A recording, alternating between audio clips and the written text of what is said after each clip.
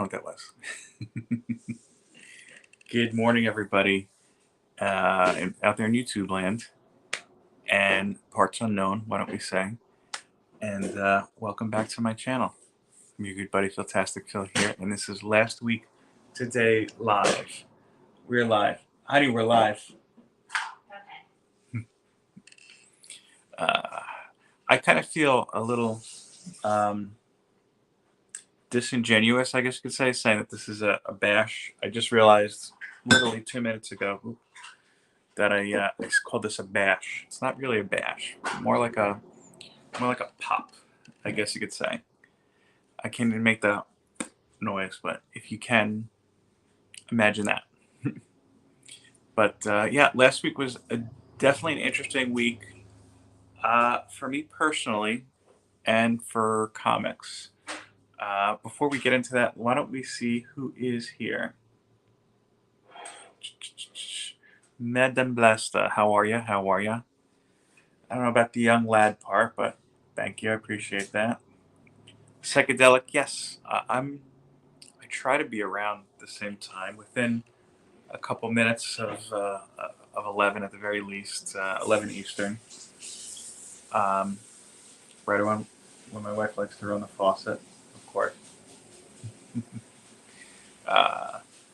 Zach, thank you. I appreciate that, sir. Fanboy just coming off of his marathon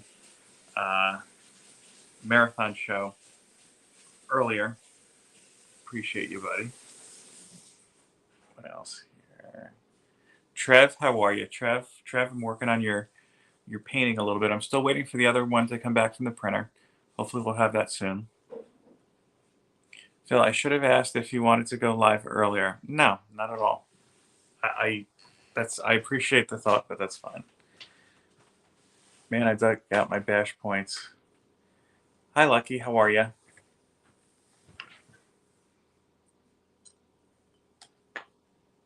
And we are all caught up. Wow, just like that. So no new pickups this week. I'll start with saying that. We actually don't even have an unboxing to record later, honey. Wow. Usually we do record our unboxings right after the show. Is that the first time? Cup, how are you? I have to watch Cuppy's stuff. I'm behind on Cup. But my wife did give me this very cool shirt for my birthday, which I like very, very much. I am very behind on all of YouTube. I didn't jump into any YouTube this week. I didn't even run into the non-comic stuff we watch on YouTube. Like I like to watch Emily Baker, for example. I only got to watch a little bit of her stuff this week. But yeah, it's been an interesting week, both for me and for comics. So no new books. Mrs. Philtastic must be celebrating. Are you celebrating, honey? Yes. She says no. Yeah, okay. Yeah, Zach, it is a pretty cool shirt. I enjoy it very much. And yeah, she told me that she actually got this from Adam Kubert directly. She went up to him and said, give my husband a shirt. And he was like, okay, he convinced me. It didn't take much effort, but she went right up to him. No, so this week was very eventful. Yeah, I'll go into it a little bit. I'm gonna try not to overshare, so you reel me in if I have to, honey. If you have to, honey, but I think I should be okay. So I had this week off from work, which I was excited about because it's been a little stressful lately. Nothing out of the ordinary, why don't we say? But yeah, so looking forward to this, and I'm actually even now thinking of the work I basically going to have to catch up on starting Tuesday. It's gonna be a rough one. Well, don't think about it now. So. Well, there you go. Sunday night. I should also note, and I think I've said this before, I've had a lot of trouble sleeping lately. I know my wife would want me to mention that because she's been saying you're not really sleeping well. That's not good. Um, and I woke up. I couldn't get to bed right on time Sunday. I wound up going to bed about 2 o'clock. Woke up at 2:30 with like a pain right here, and had to like urgently go to the bathroom. So ran downstairs, and when I got up, I just felt very, very dizzy, and I felt like my heart was racing. Actually, that's what caused me to wake up. Is I felt like my heart was racing, like almost like if you had like if you're on like a roller coaster. That's the best way I could put it. Um, I started freaking out a little bit. Um, did you wake up or did I wake you up? No, you woke me up. I woke up my wife, and I was like, yeah, let me just call. Our insurance has a teledoc, like a 24/7 line you could call. So let me give them a call, and they charge you. It's like $5, which if you have this service, in my experience, it's a waste because they took more time collecting my debit card information than they did actually speaking to me. And while I'm sitting here, I start to get into like a cold sweat, and my arm starts really tightening, like right here. So yeah, you should call an ambulance. That was the only thing they said. You should call an ambulance. So I have never been in an ambulance in my adult life. Um, when I was a kid, I was in an ambulance. That was we got on vacation at Disney World. I got into like a fever in the middle of the night, and my parents called the hotel to see if they had a doctor, and they didn't. They just called an ambulance. And nothing was really wrong. I was a kid. You had like a small flu. I think it was better the next day. So while I was in the ambulance, I started to shake, and my blood pressure skyrocketed. It was like 140 over 100. And I usually have high blood pressure, but that's really high. I don't know if the chat is frozen, by the way, or if everybody's just bored or on the edge of their seat. Um, I guess give me a little emoji or something if you can hear me, just so I know that we're talking to somebody here, that we're interacting. Uh, the last comment I have is from Fanboy No New Bucks. But anyway, they were like, "Yeah, we don't think anything happened." Oh, Trev. Okay, thank you, Trev, for confirming. Like, yeah, we don't think anything happened, but we think you should go to the hospital anyway just to get checked out. It's like, okay. So just kind of waiting. Get to the hospital. It's right around the corner. They drop me off. They have me there sitting. They do a EKG. Everything looks fine. Um, Chest X-ray. um, and they took blood. And we waited for the blood test to come back. And thankfully, everything was okay. Didn't have any kind of heart issue or anything like that. It was just really scary. This is also like 3:30 in the morning at this point. 4 probably. 4:35. And my wife is texting me, trying to call me. My mom is trying to text me and call me. And I'm just like, hey, look, I'm in the ER. I'm doing okay. They gave me some Tylenol, and everything was starting to slow down. So finally, my blood pressure went back down. And they said, like, look, you just go see your doctor, within the next couple days. So, that was how Monday started.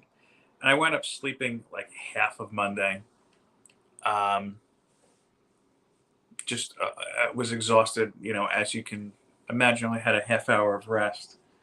Um, didn't get into the doctor until Wednesday. Yeah, what did we do Tuesday? Did we have something to do Tuesday? Nope.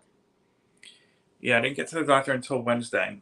And it's like, yeah, look, everything you described to me, you had a panic attack. You need to take it easy. You need to relax a little bit. You were too tired to do anything on Tuesday, remember? Yeah. Yeah, Zach, you nailed it.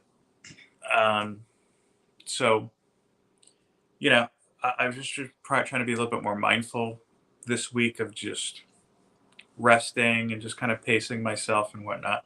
So I have not been on YouTube watching really that much.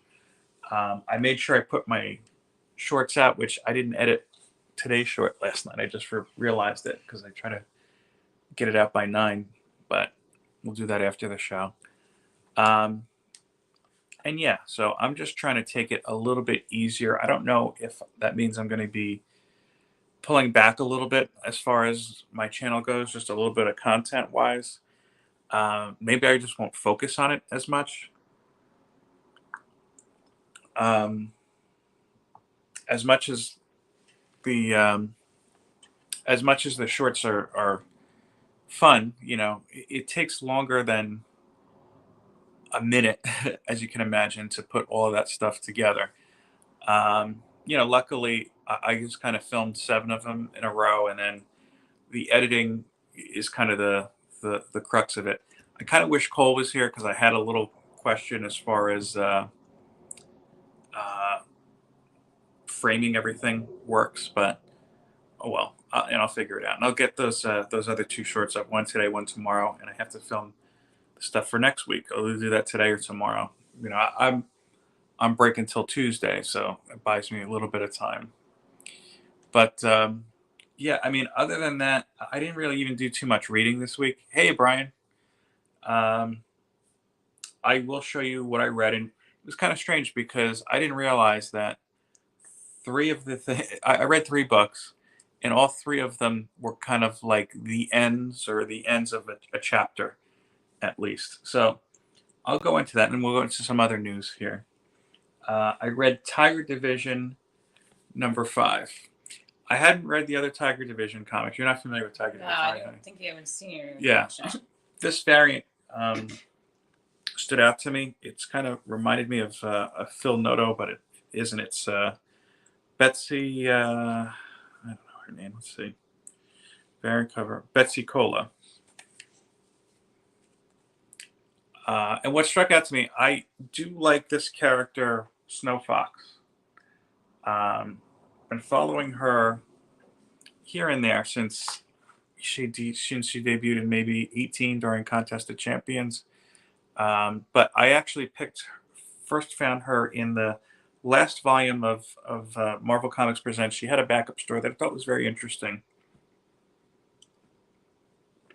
And I thought it was an interesting pickup because I figured this is how Marvel's going to try to break into the Asian cinema market.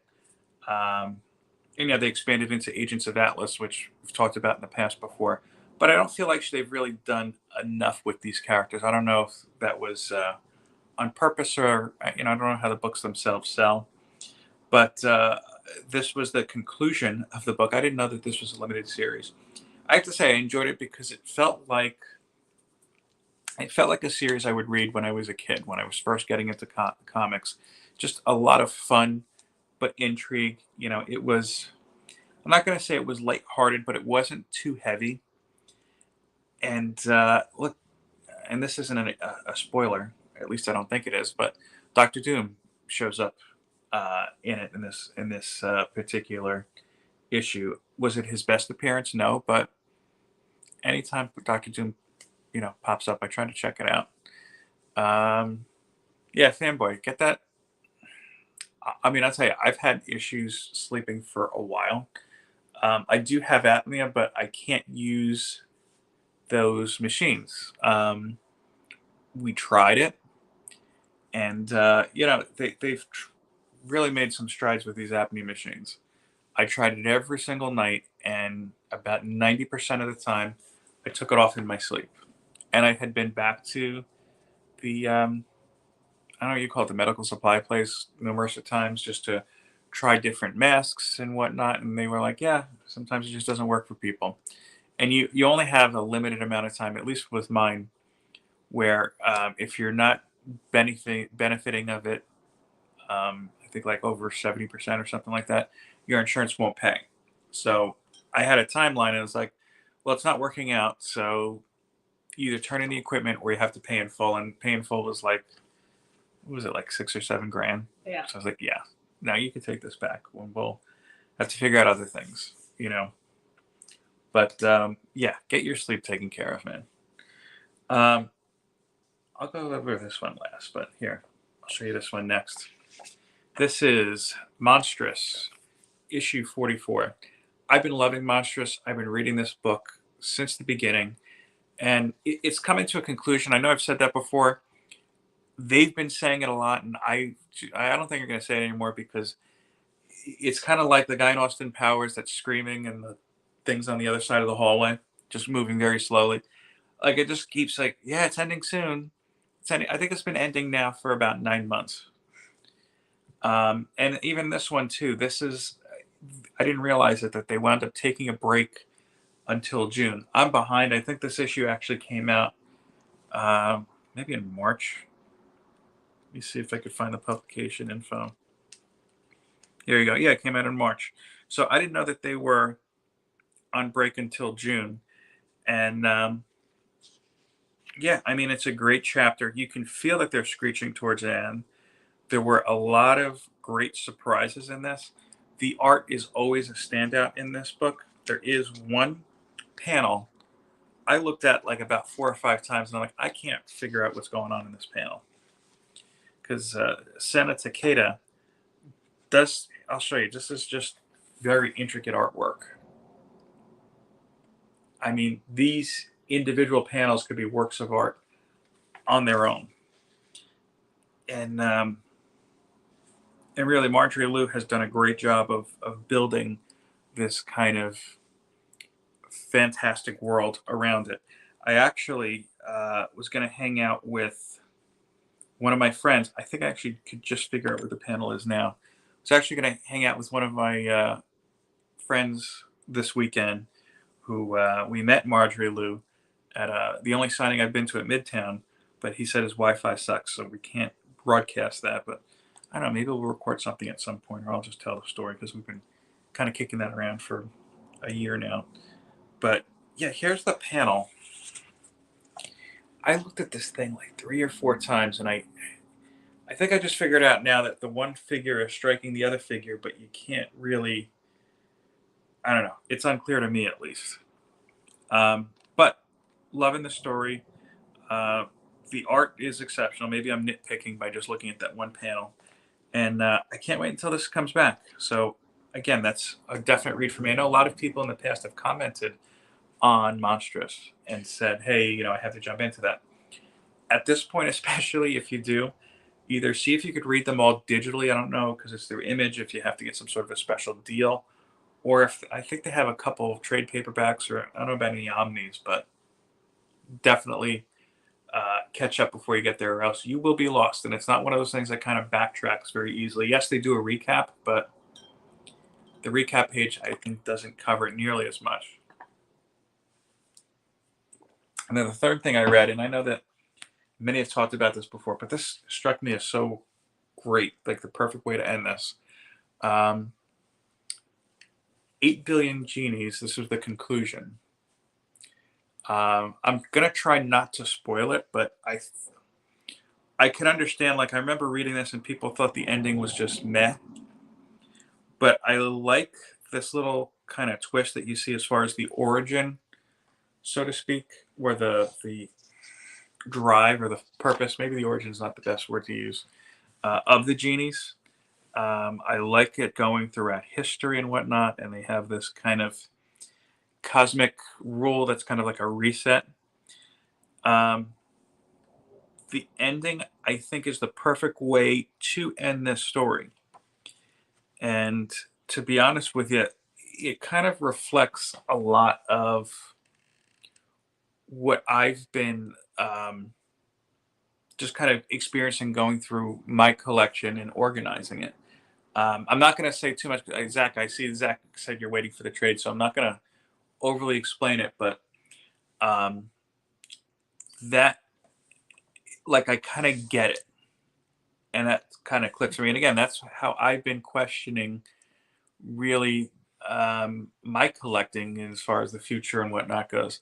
Hold on, my wife is smiling, giggling. I have to ask. I don't know why the what is that little thing on the cover? It reminds me of Wilson. The genie? You mean Wilson from? Remember the ball From the Tom Hanks movie? Yeah. Yeah. I guess I could see Castaway. that. Yeah, I don't know why. It's just the face, maybe. I could kind of see that, but that's just the design that they have for that particular genie. But without spoiling it, I enjoyed the ending. It is a bit abrupt, and I think that's why people were complaining a bit. But definitely unique, and I like the message behind it. I think Charles Soule really did a good job delivering this message, and it is definitely, I'm going to say, food for thought. And again, I'm speaking vague. I don't want to spoil it. Zach, let me know when you read it because I'm interested in what your reaction would be. So put those aside. That's what I read this week. So there's been other things going on as far as comics goes this week. Some, kind of big stuff right now. We haven't talked about this, honey, but the writer's strike is in full effect. Yeah, no, I know. But while it's not affecting comics, some pretty big movies now are getting held up because of the strike in some Marvel projects. Daredevil was in the middle of production. They had to halt. So they're not doing anything right now. It was just announced that Thunderbolts was about to start filming, and they had to pause production because of the strike. I think right now the only thing I know of that's filming is Deadpool 3. And they're like, yes, we don't care. We're just going. Huh. So that's definitely interesting. And I'm kind of curious to see, number one, will that start impacting DC films and whatnot? Because Gunn seemed like he had some pretty big plans going. I mean, Flash comes out in less than a month at this point. And they said that's going to be the kind of the big, ending of this series, ending of this DCU, emerging of the next DCU kind of thing. They're kind of skipping Aquaman. I'm guessing. I've been hearing early screeners are like Aquaman is not good at all. I'm not surprised. I didn't like the first one. I know you did. Yeah, the first one was good. Either way, I mean, we'll probably watch it when it comes on Max. We watched Ant-Man. I'm going to get into that shortly too. So let me catch up with the chat here too. I've heard grumblings about the ending like that, so I'm definitely interested. Yeah, Zach, I'll say this: it's not a typical superhero story. I think that's pretty evident. It has a message that is very unique, at least the comics that I've read, and I really enjoyed it. Like as I said, I get some of the people who are like, because it is very abrupt. And I'll say this: the middle of 8 Billion Genius, some of the middle issues, where like, okay, where are they just going with this? It feels like they're kind of going all over the place. But I think if you look at it on a whole, and to be honest with you, I might even just break out all 8 issues and reread them again just to kind of get the tone and the pace of it. If you look at them as a whole, it really makes sense that they had to kind of go one way to get to this ending. Like I said, I can't really speak enough about it. Okay, Manny, good morning, sir. Bottom tiers here. Good morning. Good morning. Oh, happy belated to you too, sir. Aquaman was wonderful. Yeah, I didn't like the first one. Talking about the second one, I'm not hearing great things about. Kenneth, how are you? Let's see. Aquaman, something blows up was at least entertaining. I started Ant-Man yesterday. A little bit too goofy. Yeah, we're going to talk about Ant-Man in a second. Let me just catch up with everybody here. Bottom tier, absolutely love or like all of the DCU movies except BVS and the first Suicide Squad. Granted, this is an unfair comparison, but the MCU has a lot of low and mid tier content. To me, to be honest with you, I kind of fall. I didn't like the first Suicide Squad. You loved it. Yeah, I liked it. Yeah, I liked the second one. I didn't care for Man of Steel. You liked that. Yeah. I didn't care for Batman vs Superman. I don't think either of us did. No. And Anthony Desiato, he's the. I speak about his. What's Green Lantern? What's that? Green Lantern is pre DCU, and it's absolutely terrible. Well, that's not part of. It's part of DC, but it's before they were like, we're going to start a whole movie universe. Okay. But the new project sounds exciting. Wonder Woman. Yeah, I like the first Wonder Woman. Yeah, the second one is abysmal. That's nothing new or groundbreaking. Justice League, was that DC? Hey, Evil. Yeah, I mean, Justice League they really did a miracle with, Yeah. because that first viewing was oof. Mm-hmm. But yeah, I mean the Snyder cut. Yeah, you could do a lot in 4 or 5 hours, but it was great, and I'm still surprised that we sit through it in one sitting. Was Daredevil DC? No, no, no, no, no, honey, no. What's Daredevil? Daredevil's Marvel, but that's pre-MCU, Oh. and I don't like that. Man of Steel is my GOAT post Nolan trilogy comic book movie. Kevin Costner had me in tears. Yeah, the whole thing was I had a problem with the ending, and it didn't feel like Superman to me. I think that's what the big thing is, and to be honest with you, I think that's the challenge that James Gunn has to overcome because I was thinking about this the other day. Go back to the first Superman movie. We're talking 1979. Superman was still That was great. yeah, That's but Superman was still seen as the top iconic superhero. At the time, he was top tier above That was Batman. with Christopher Reeve. Right. Yeah. Right above. I'm just talking about in general Yeah. pop culture above Batman, above Spider-Man. Like you were rooting for Superman. People who never read a comic knew Superman and were like, yeah, Superman. Now here we are, and there's been quite a number of Superman movies. There's been quite a number of superhero movies.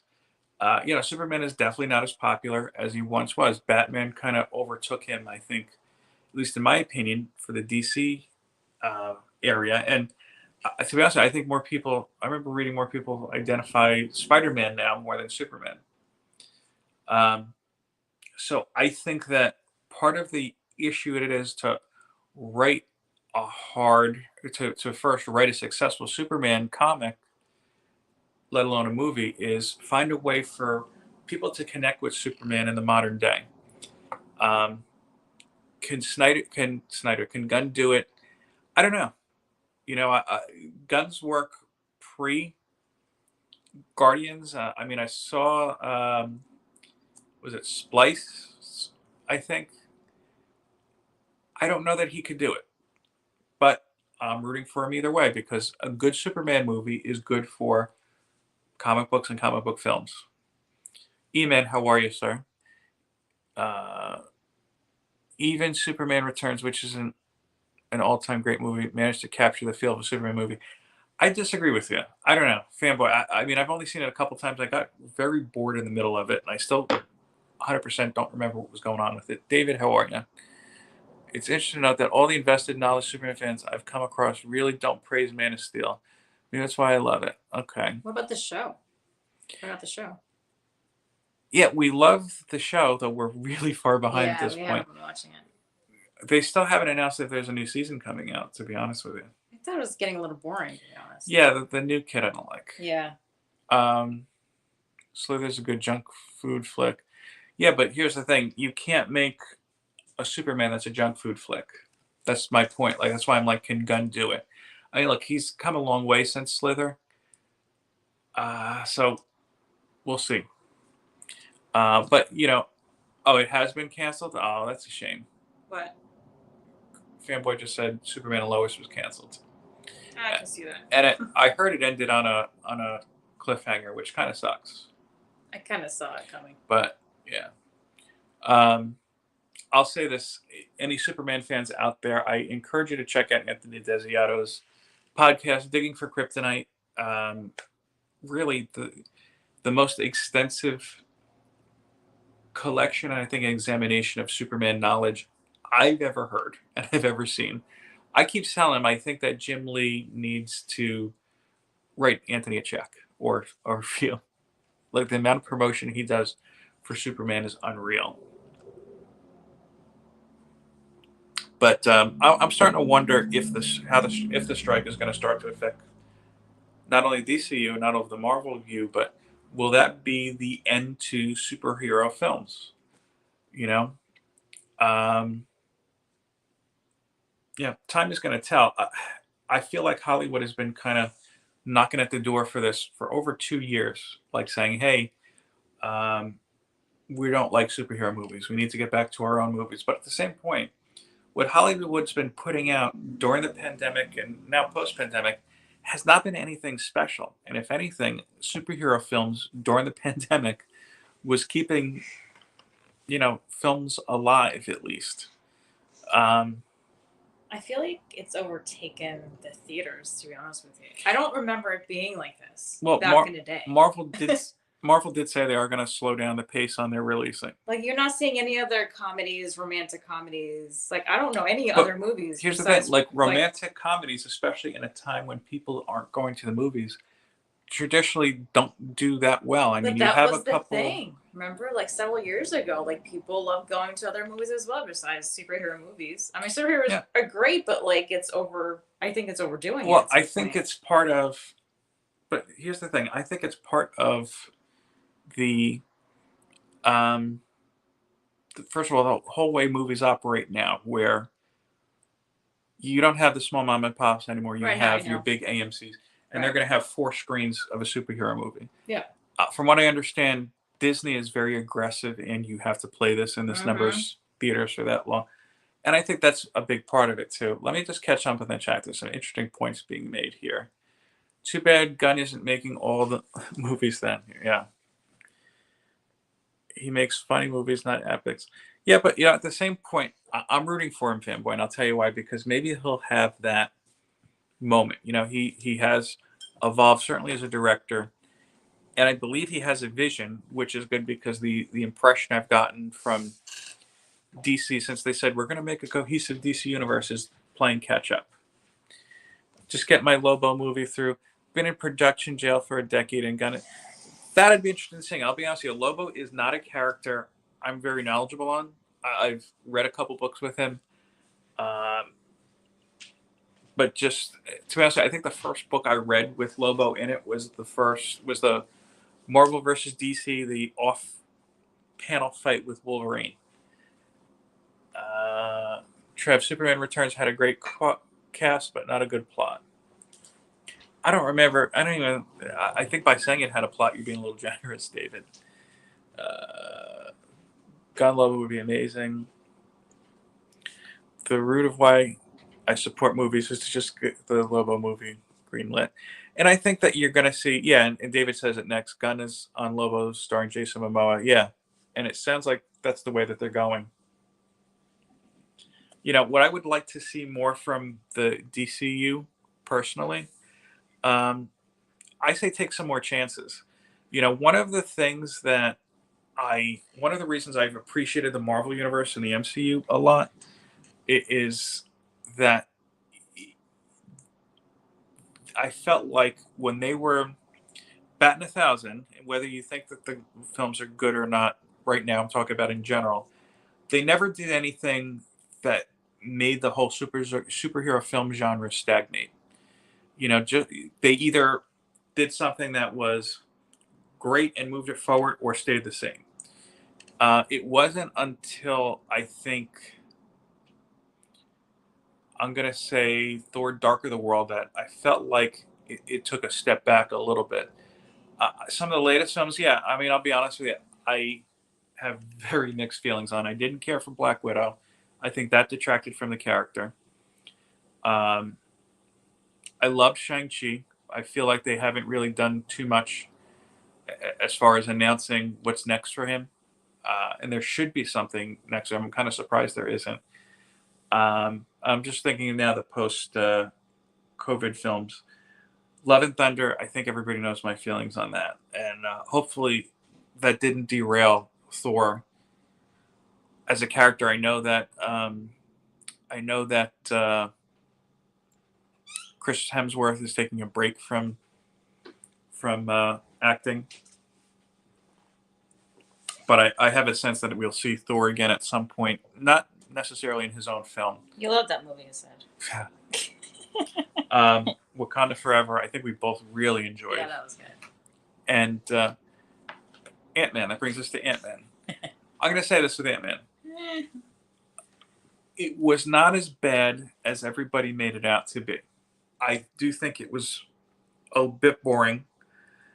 I think it was, and this is just my opinion, I think it was a little dark, and I think that was kind of the problem. And the same, honestly, in my mind, they made the same mistake with the Ant-Man film that they made with the Black Widow film, whereas it didn't they had an opportunity to really add a new layer into the character. Oh, fanboy, yeah, I forgot about No Way Home. We'll bring that up in a second. But they had an opportunity to really add to the character, and they blew it. You know, and I'm going to be very cautious about how I talk about things. I try to stay spoiler free. Somebody ruined the post. I'll say it. No, Comic Tom ruined the post credit ending of Ant-Man and Shazam for me in the same episode, and I haven't watched them since. So it's again something I detest, especially in this age where, as much as people want to tout it, not everybody's going back to the movies. We're not going back to the movies anytime soon. Eventually, maybe. Eventually, maybe, but we have a lot of other things going on right now, which you may learn about in the future, maybe by the end of summer. I don't know. We still have to have that discussion. Right. But yeah, with Ant-Man, I felt like they rushed to get to the quantum realm. I think if they spent a little bit more time in the real world and kind of cut out some of the goofy quantum realm stuff, it would have made for a better film. I think if they had an opportunity to really kind of build up on his feelings as maybe an absentee father, maybe that's why he's a little overprotective, or you could have been written as underprotective. Letting your kid want to do what you want to do. They want to do of Cassie. Which Cassie, I thought that actress did a great job. By the way, I'll say that too. Yeah, I think Cassie Lang did a great job. I can't think of her name. I think Jonathan Majors was amazing as Kang. Hopefully, he's brought back into the mix. Michelle Pfeiffer, I thought, did a great job too. Everybody else, I thought, was just okay. Michael Douglas. Thought he was just okay. I think he was pretty good. He was okay, but it wasn't his fault. I thought he was underutilized in it. Paul Rudd. Even Paul Rudd was just okay in it. I didn't think so. I thought he was good. He was Paul Rudd in it. Yeah, Paul Rudd has been kind of like the vanilla milkshake. Like, you know what you're gonna get. And I think that also, there's also, this is not a spoiler at all, that you kind of see it in the commercials where Ant-Man has written a book. I thought if you kind of got the feeling midway through the film that the other characters were a little begrudging of it. Durs, how are you? Durs, I've been catching up on our chat. You and I have to talk, sir. But not right now. We'll get back to that. Yeah, there could have been some sort of kind of begrudging feelings there too, but I don't know. My sense with Ant-Man is kind of going to be the same with Thor. I don't think we're going to see another Ant-Man film. I think the main thing with the Ant-Man films is I always liked watching them because they were lighter, they were funnier, and they were kind of more based, for the most part, as much as you can say with a superhero film. In reality, they all had this kind of a heist feeling to it. You lost that in here. And a good portion of that is because, they don't have his friends involved anymore. Yeah. But, yeah, I think you're not going to see another Ant-Man film. I do think you'll see him pop up, of course, in the next maybe Avengers film, or even as a supporting role in another film, too. So let me catch up with the chat, because you guys have been going at it today. And I appreciate that. E-Man, I don't remember if I said hello, but I'm going to say hello again. No Way Home was a great movie. I'm going to be honest with you. I thought it was a good movie. I don't think it was spectacular. That's a Spider-Man? Yeah, the last one. No, that was good. I thought it was good, but I didn't think it was great. I still prefer, I think, the second one with Mysterio to this one. And I've had the opportunity to watch it a couple times at my in-laws, because up until last week, they had all of the cable channels. Not anymore. Yeah. But I think that was a great ending for those characters, and that's why I appreciate that so much. Those are no spoilers, because I'm talking about some characters, but not all. Manny, I like the first half of Shang-Chi. I wanted more martial arts sequences and less Lord of the Rings stuff. I get that, and I kind of when they introduced that little creature, I was like, eh. But I think that they redeemed what's his face, Trevor, very well in that compared to Iron Man 3. Shang-Chi was very good. Yeah, that's what we're talking about. I know. I'm the only person in existence who loves Phase 4. No BTC, I enjoyed as well. How many rounds can we get in one movie? Excuse me. Trav, Justice League Dark. I'm going to back up a second because I think BTC said something. I'd love to see DC do what Marvel doesn't, or dare I say, bring out Swamp Thing and Constantine and Zatanna and Etrigan. I don't know if anybody can watch an Etrigan film, to be honest with you. And I feel like they're going to take the gas a little bit off of Constantine, especially with Sandman doing this thing. Justice League Dark has always looked like I've never read the book. I think I have one issue of it. To be honest with you, and I was reading Justice League at the time. This might be funny to you, honey. I could never read Justice League Dark because the title to me just sounds like a beer. Like, oh, this is smooth Justice League Dark, bold, made from the hoppiest hops. Yeah, and I do think Zatanna would be great in a film, not in her own film, but like as a supporting character. I think, if I have to say it, I mean, I think that's where DC can really not only catch up to, but surpass Marvel is in the magic field, because Marvel introduced Doctor Strange. And then they kind of, I think he peaked in Infinity War. I enjoyed the Multiverse of Madness. I didn't love it. You didn't care for it, right? No. Yeah. So I think they have an opportunity to catch up there. Ant-Man was okay, just a huge mismatch. Ant-Man and King. Yeah. I figure, see, that was a little unclear to me too. Yeah, man, I figured that Kang saw it as just a means to get out of the quantum realm. You know what? Maybe Etrigan would be better as in a series rather than a film. But he's definitely an interesting character. I've tried to read his comic a couple times. I just couldn't get into it. Though I do think BTC and David, if you haven't read Catwoman: Lonely City, Etrigan pops up in that, and I think that that's the perfect way to bring him into an outside type of story. And an FYI, I think Midtown might be having a sale through the end of the weekend. You could get Lonely City, all the chapters, pretty cheap. I'm a Spider-Man fan, but MCU Spider-Man I have mixed. Um, yeah, but I feel like they really got away from that after the first film, like the second film and the third film especially. And I love Tom Holland in the role. I just hope that he comes back, because I don't know. I haven't heard anything myself. I'm sure he will.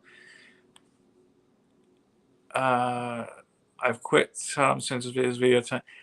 I don't remember that one in particular. I just, to be honest with you, after the spoiler, I kind of got a bad taste in my mouth. Gem Mint, and I have nothing against either of these people. I haven't watched Gem Mint since he showed off his new basement, just because I don't read a lot of omnis. I don't collect statues. It's just like, okay, really not for me. Like I don't see necessarily how Tom and Gem, again, this is just my perspective. I'm not trash talking or anything. I don't see how their perspective just enriches my knowledge of the hobby. And again, I think that you kind of hit the nail on the head in there too, because I do feel like when Tom is talking about it, it's more of buy this and sell this. And if you're not careful, it is easy to fall into FOMO that way. And I think Tom kind of riles that up in us. I also kind of like, I find it a little funny sometimes when people are like, oh, this is the top 10 from Key Collect, for example, or Key Collector. I don't even know what the app is. It's like, okay, well, I could just look up this information without watching a 15-minute video on it. But Phil, Lady Prime and I only go to the movies now for Ollie. Yeah, I mean, my guy is only 15 months old. I think that's part of it. See, some consideration comes to spoilers. Absolutely. Okay. Agree to disagree, David, but you're wrong. Trying to go back. Jake Johnson. Yeah. And Spider-Verse I'm looking forward to when it comes streaming here. I'll say this. I was going into Ant-Man thinking I was going to hate MODOK. I didn't mind how they did it, because I think they nailed how MODOK was supposed to be perfectly, and they gave a good ending to a character pre MODOK that I didn't like. I thought it was silly. I don't know. MODOK is silly though. Yeah. I will say this though. If you have Hulu or access to Hulu, because I know a lot of this stuff is going to come over to Disney Plus soon, that MODOK show was hilarious. Oh my god. You finished that? Yeah, that's I over. thought you didn't. Did you see that Disney is releasing Scott Lane's book? Yeah, I'm not going to buy that, but maybe if I find it like cheap one day, but I don't know. Like 50 cents. Maybe $1. I don't know. I thought I loved No Way Home, but since then I've had no desire to rewatch it.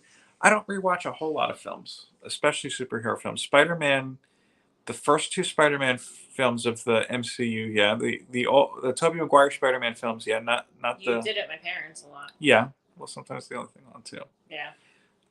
Infinity War I've rewatched a few times. That was good. Yeah, I really haven't. And Guardians Apocalypse I've was rewatched. good too. I haven't rewatched it though. Yeah, my wife is a fan of X-Men Apocalypse and the Phoenix, but that's a whole nother discussion. Spider in general is good, but for me, haha, I'll never hate on the character. Yeah. Been listening but disagree with so much. Marvel is full of just missed opportunities and big problems. Yeah, I mean, the biggest problem is that they devered half their movie people to work on the shows. Divvy. Yeah, I mean, I think they do stretch people out a little bit. I seem to keep separating the shows from the films. I know that they're supposed to all be cohesive, but I'll say this: I've, for the most part, enjoyed the shows. I know people had a problem with She-Hulk. I really loved She-Hulk. I know people had a problem with Ms. Marvel. I really loved Ms. Marvel. But yeah, that's my opinion. Black Adam sucked. That's a movie. Well, Black Adam is DC, and that's kind of where I feel like maybe that was a little bit rushed, and I kind of felt like I was disappointed in that. well, I kind of felt like it was going to be a mess when a week before the movie comes out, it's like, hey, just so you know, we've got Superman at the end. Like, if you're giving away your big twist or your big post-credit scene, and it wasn't somebody doing it, it was the studio. Like, okay, there's going to be a problem, and it didn't make sense. I think that was to create intrigue in the audience members, but it didn't work. Okay, I think I'm catching up. People are talking about my Justice League Dark joke. The Joker film, by the way, I don't like. Oh, I like that. I just have a problem watching I like insanity on movies. Because it gives you a perspective on him. But it's not. That's the thing. It does, though. Like, it gives you a little bit of backstory on him. I don't feel like you can mad about spoilers if you're months late to a movie and still online looking at stuff. Well, no, that's part of the problem, Evil, is that like right now, Guardians has been out for a couple of weeks. I have consciously avoided groups and discussions and whatnot about Guardians because I don't want to be spoiled by it. And look, if you're going to talk about a film and say, hey, just so you know, spoilers, and give people like a 2 or 3 minute chance to say, okay, let me mute or whatever, I'm good with that. Tom jumped right into it. And it was the week the film came out. Both films came out. I just got caught up in the comic drama and learned to scroll down and seek more. Yeah, and that's, I think, what's great about our community too, Minnie, is that whether you're somebody who wants to go out and buy every single book that comes out every week, or somebody who is a little bit more conservative in that, there's always somebody to talk to. Tom Holland makes an awesome Iron Man Jr. I see what you did there. Yeah, and that I think that's the way to do. There's only been like, I'm gonna say one person I could think of who I've unsubbed, who I kind of felt like, okay, I feel like this person is jumping tragedy to tragedy. It's not really somebody who I've at least seen too involved in at least our community, maybe a separate comic community. I don't know. Catwoman, X-Men Apocalypse, yeah. Stopped all involvement with the movies to work on the shows, hence the joke at the end of She-Hulk. Yeah. Yeah, and I've heard that too with The Rock. He had too much control on that. Yeah. So I'm going to talk about the other big comic news this week. No Marvel books for last Wednesday and this Wednesday. Major accident with Diamond's distribution channel. Um, but Diamond got hit with a second blow this week when an Image announced, "Hey, we're not going to ship with Diamond anymore. We're just shipping exclusively with Lunar." Um, I don't like to talk about any. I don't like to talk about any kind of instance where, in a way, where I'm cheering when people are potentially going to lose their jobs. I think that's, um, I think that that's bad karma to do so. Diamond has kind of dug their own boat, from what I've heard, rather from the LCS owners I've spoken to. They've never quite been easy to deal with, though. No publisher, I think, has been.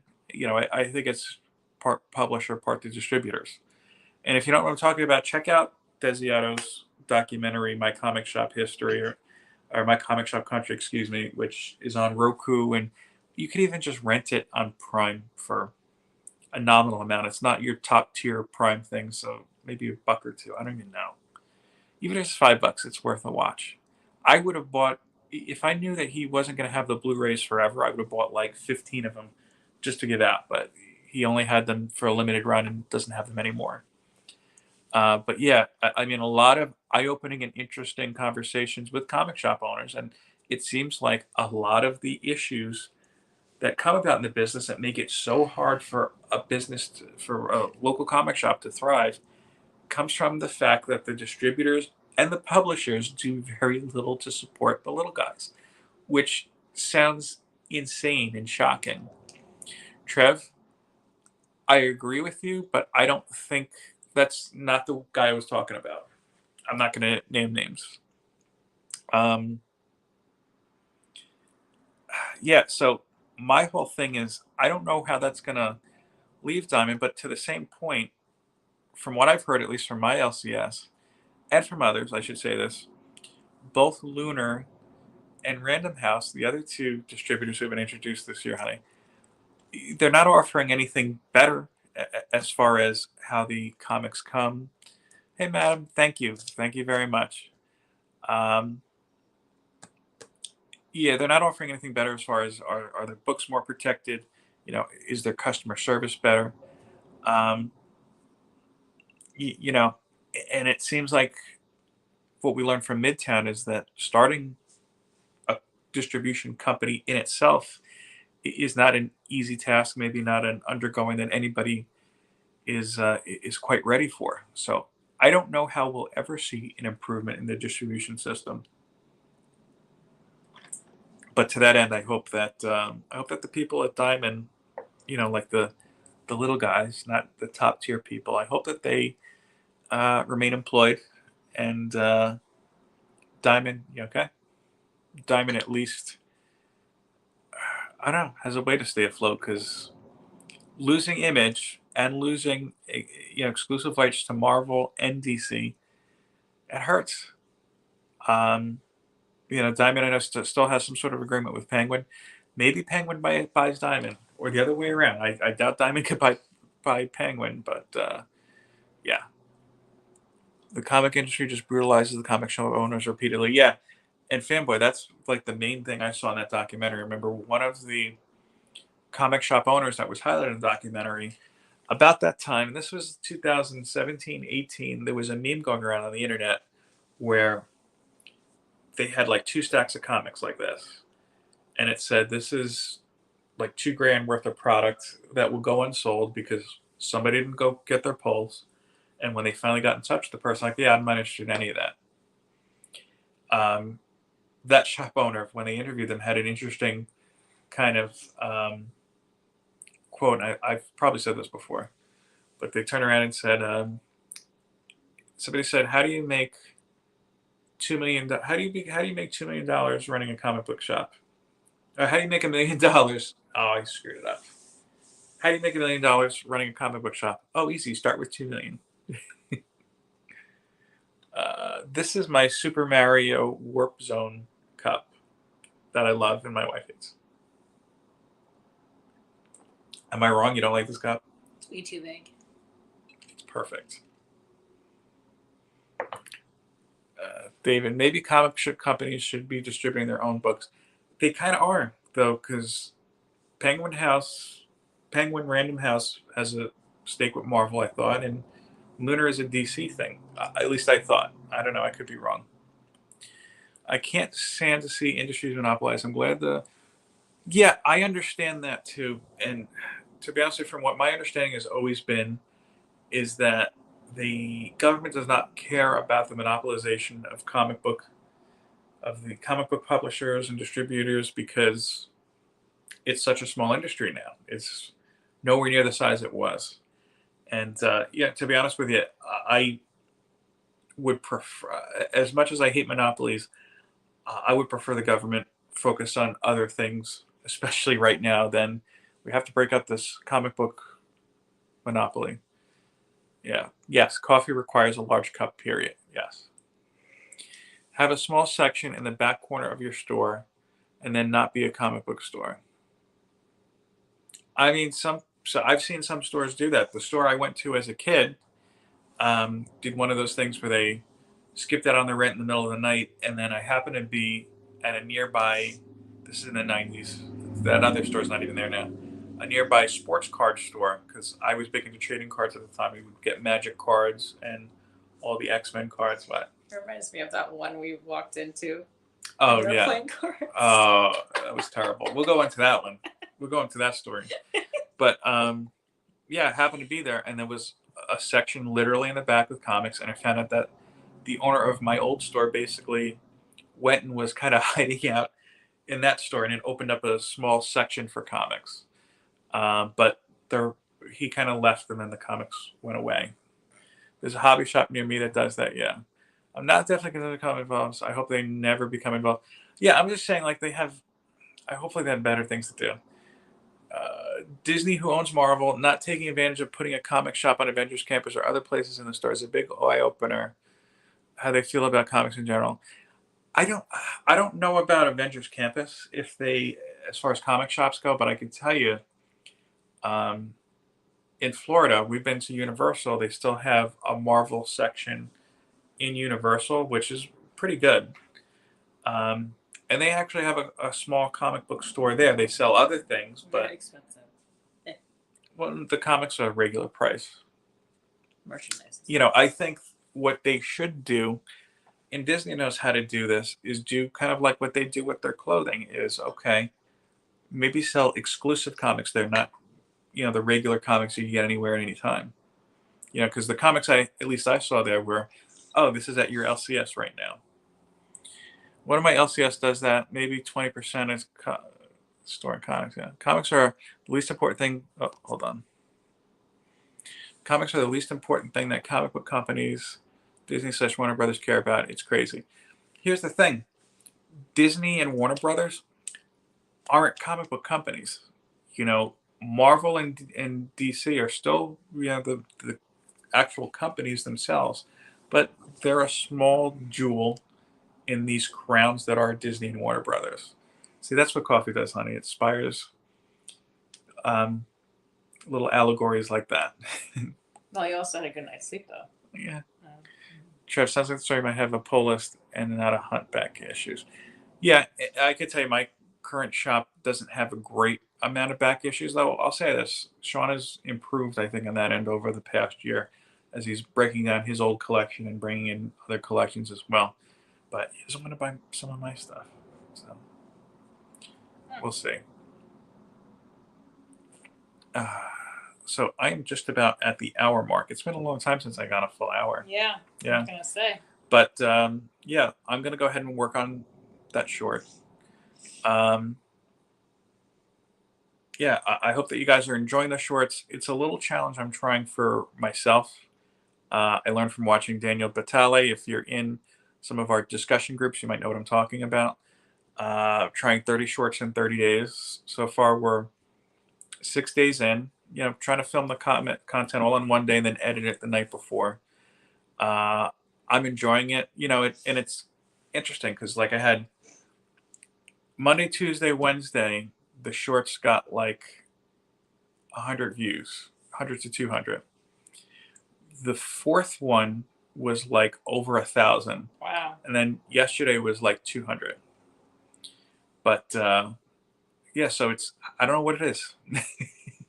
Yeah, and I picked up a couple subs from it. I'll say this: it's definitely an interesting concept.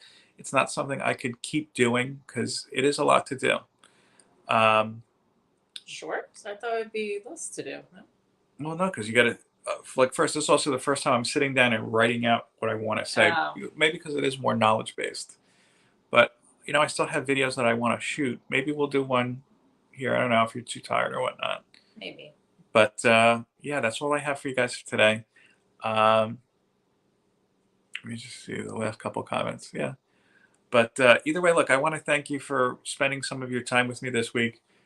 In case you didn't know, Brian is on at 4 p.m. today. Hopefully, I see you guys back then for it. I know he's doing his member giveaway today, so that's exciting.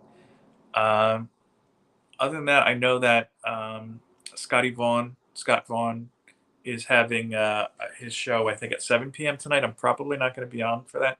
I'm trying to, I hope everybody understands this and nobody's offended. I'm trying to reserve a special, like a lot of the evening time, especially during the week, just for decompressing and hanging out with my wife and my kid and, our family and whatnot. I do want to do 7-minute stories again. Timing is going to be a little bit tough because my boy's bedtime, and we'll kind of get into that a little bit. But yeah, I don't know. We'll figure that out. If you haven't been on 7-minute story before and you want to volunteer, message me and we'll try to make magic happen. Maybe we'll make a special arrangement or something for that day. I don't know. We'll figure it out. That's the point. But thanks again. And look, I always say enjoy your rest of your day, your weekend, and certainly do that. But it being Memorial Day, save a little bit of time to, if I can pontificate for a moment, reflect on our veterans a little bit. I'm not asking you to go out and run down your street with a flag or anything if you don't want to, of course. But just remember, the hot dog or the hamburger that you have at your barbecue costs a lot more than, even with inflation, than what it is, because some gave all, as they say. But thanks again. Appreciate you guys. Enjoy the rest of your week. Peace, love, and comics.